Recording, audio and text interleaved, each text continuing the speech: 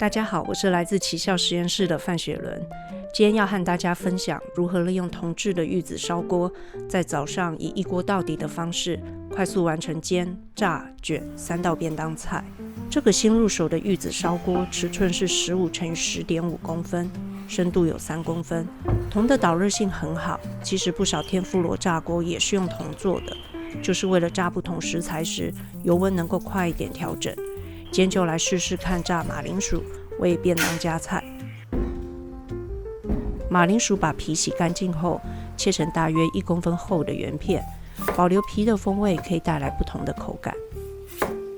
稍微浸泡后，洗掉多余的淀粉，再用沥水篮搭配厨房纸巾，尽量把表面擦干，比较容易炸出酥脆的口感。接着来准备猪肉卷里面要包的蔬菜。红椒与黄椒甜度高，水分多，吃起来会比较湿润，蛮推荐加进去的。香菇可以增加鲜味，有了新鲜香菇就不需要其他过多的调味，也很推荐试试看。家里小孩非常讨厌芦笋，就改放了青花椰苗。肉卷建议使用猪里脊的薄片，这些猪肉片事先已经解冻过，并用了猪肉重量约 0.8% 的海盐，提前冷藏腌制1天。这样先腌过的猪肉煎的时候，表面比较容易上色，产生香气，吃起来也更加鲜嫩多汁。里脊肉片通常会有一端比较窄，卷的时候会从这一端开始卷起。一个猪肉卷会用到2片肉，先把它们整齐叠好，包的时候会比较顺手。除了盐跟胡椒，建议也可以加一点咖喱粉。虽然吃不太出味道，但香气会更丰富，风味也更有层次。像这样从肉片的窄端包紧后卷起，就会很牢固，不需要再用牙签固定。很快的，猪肉卷就准备完成了。先来快速煎个玉子烧。我的锅最多可以用3颗蛋，如果你跟我一样手不算太巧，建议把蛋打进这种有尖嘴的容器，倒起来会比较好控制分量。我使用了1大匙的冷冻甘酒作为甜味来源，手边没有的话可以改成酿造味淋。1小匙的日式香菇酱油，这种酱油带有鲜味，但是咸度比较低，可以加入少许的海盐调整味道。顺便还偷渡了小孩子不爱吃的红萝卜。今天想做口感浓一点的，所以水加的比较少，只有15 ml。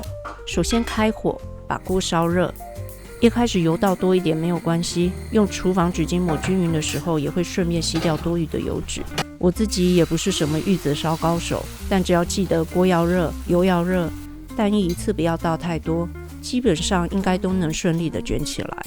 第一层卷好之后，把它拨到锅子远离自己的那一侧，再用厨房纸巾补一点点的油，接着再倒入蛋液，记得把蛋卷稍微提起来，让蛋液可以顺利的流进去底下。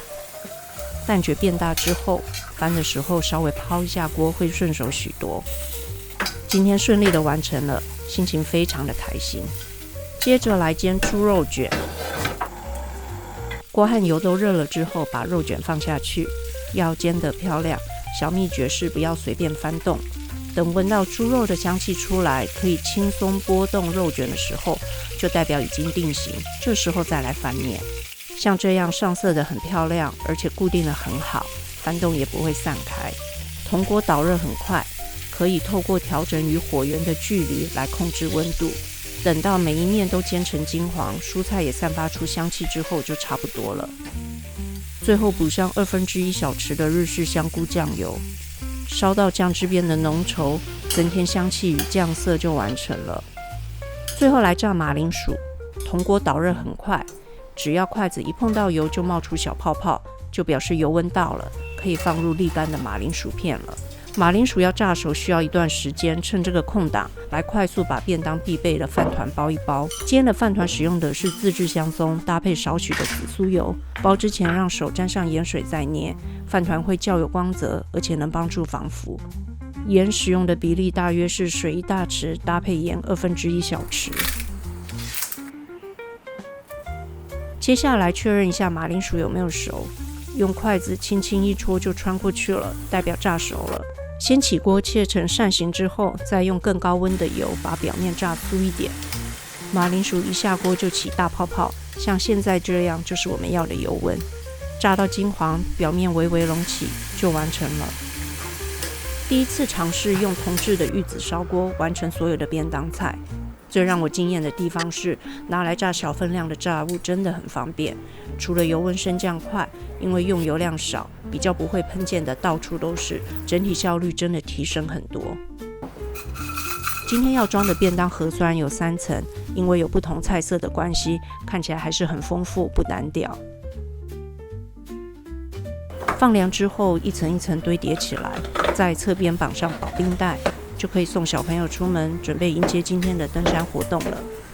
玉子烧锅的大小非常适合制作少量的餐点，希望像这样无涂层的锅具也能成为你的便当好伙伴。希望大家喜欢今天的内容，我是来自奇效实验室的范雪伦。希望你今天也吃得很好，我们下次见。